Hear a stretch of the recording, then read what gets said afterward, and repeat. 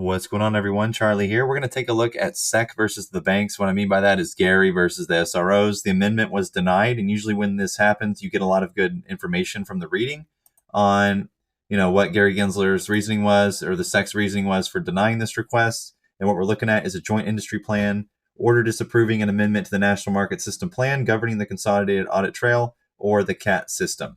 So we're going to go ahead and take a look at that real quick and see what this is all about. And I like to read these because, again, you get some insight from the commission, and you get the good reasoning for why they may or may not have approved or disapproved the amendment. So what we'll see is a group of comments, the participants' response to the amendment, and then the SEC response. So let's go ahead and take a look. Ooh, lasers.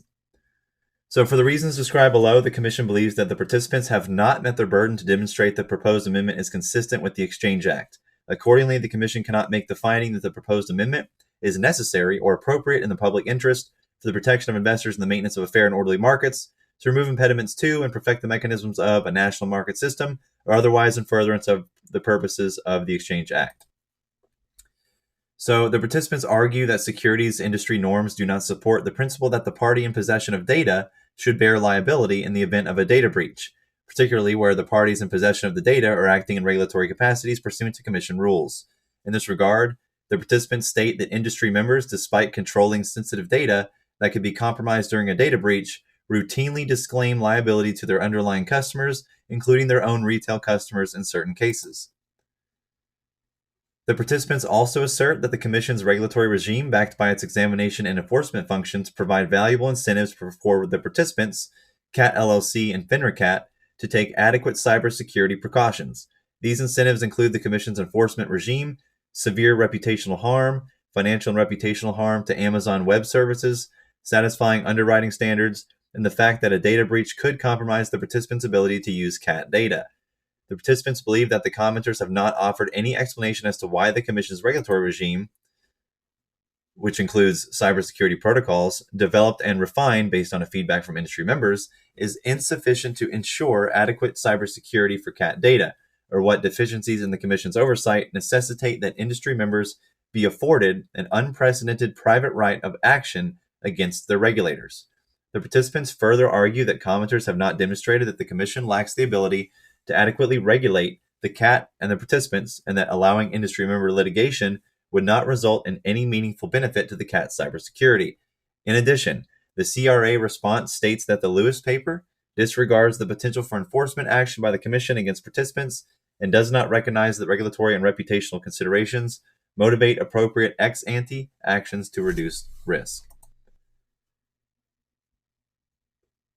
So, again, they're trying to escape liability if a data breach occurs. They're trying to push that off to someone else. Now, commenters argue that the SROs have failed to explain why limitation of their ability or of their liability should be imposed by contract, because the SROs have immunity from liability when acting in a regulatory capacity. Commenters further assert that their effort to impose liability limitations by contract raises significant questions about whether the SROs seek to avoid liability in circumstances in which they misuse CAT data while acting in a commercial capacity. Another commenter frames the issue as not whether the participants should be liable for conduct undertaken during the course of the regulatory responsibilities, but whether the participants should be insulated from potential liability for activities not covered by regulatory immunity. One commenter states that it believes that the court precedent strongly indicates that the courts are likely to view any regulatory activity the SROs conduct through CAT LLC as being subject to this judicial immunity, even though it is being conducted in a legal entity that is separate from the SROs.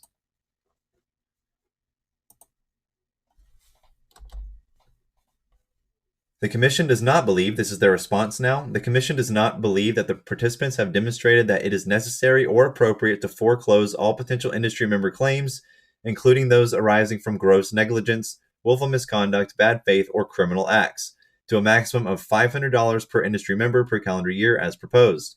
The Commission believes that the damages to industry members for breaches of CAT could potentially far exceed that amount, and the participants in the CRA response acknowledge the possibility for low-frequency events with extreme severity. For example, as discussed above, the CRA paper estimates an exposure of at least $100 million per incident would be reasonable if an algorithmic trading firm's strategy was reverse engineered, and if the proposed amendment were adopted, the participants would only have $500 in liability to the trading firm even if the trading strategy was exposed through gross negligence, willful misconduct, bad faith, or criminal acts. This means that the proposed limitation of liability provisions would shield the participants from liability to industry members, even if a participant intentionally used CAT data for competitive business purposes or an employee of CAT LLC sold CAT data to a foreign government. Can't have that now, can we? Absolutely not.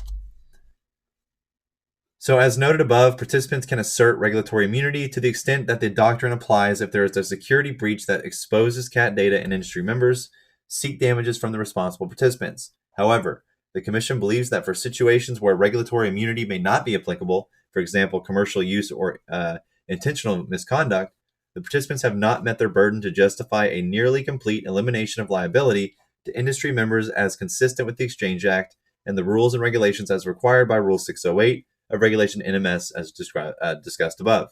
The Commission cannot make a finding that the proposed amendment is consistent with the Exchange Act and the rules and regulations issued thereunder. Go get 'em, Dad.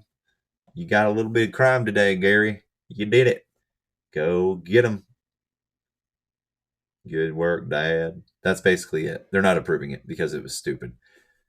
Anyways, you fight crime and then you enable it elsewhere. Full circle, Gary. Full circle. Good job, Dad.